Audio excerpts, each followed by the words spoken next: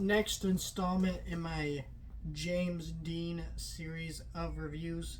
I am going to be talking about East of Eden. I can't believe we only have one more of these to go. It is really sad talking about James Dean movies because he is such a great actor that is conveys so much through his performances, but he only gave us three, sadly. But we've been able to experience them.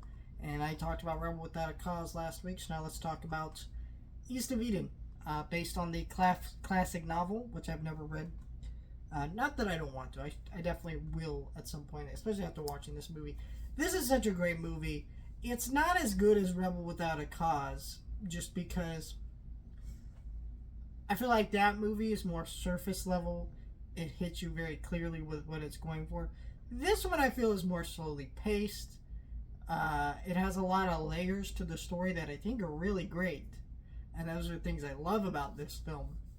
But it does, if I was going to show this to someone who doesn't really love classic film, I'm not sure how much they would get into it. I do recommend all the James Dean movies to really anyone. But I do say the last two understand that they're a little bit older films. And some of that shows through.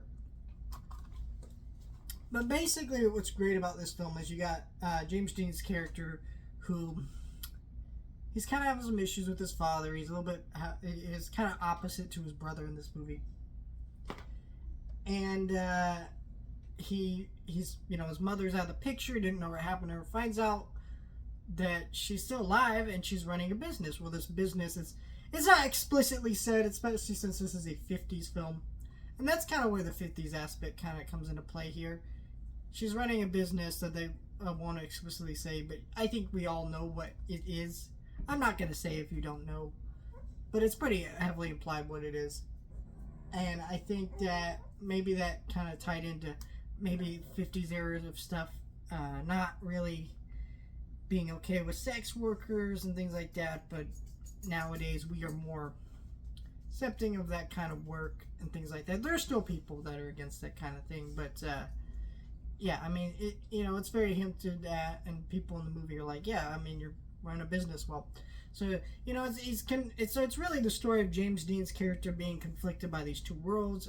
Also, half of the movie kind of is about this agricultural side of area, and then you get the more like Miami Beach area and things like that. Kind of those two worlds and color palettes and kind of. There's a lot of thematic stuff here. It's a lot of the implications. This is a lot of stuff that you have to read into while watching this movie. It's a very subtle movie. It's like that with the performances. It's like that with the writing. It's like that with the story. And so I think it makes it a really fascinating movie that can lead to many discussions about many different things. About, parenthood,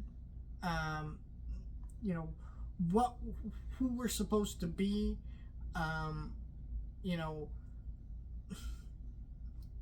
all kinds of different stuff in here, and I think it makes for a really beautiful movie that if you've never seen East of Eden, it's a very, very good movie. James Dean's performance is very different from Rebel Without a Cause. It's a lot more subtle, where that movie, his performance is a lot more front-loaded, and he's like, he's crying, he's screaming, he's joking, he's more loud. Here he's more calm and and stuff like that. He's actually kind of lounge around like a monkey. I heard someone describe it like that, and it really is perfect. Like he literally kind of has some mannerisms like a monkey that's just trying to lay around and relax. But he's clear like he's listening, he's observing things. It's a pretty interesting performance. So yeah, what an incredible film. If you've never seen East of Eden, check this one out. And next week we will be talking about Giant.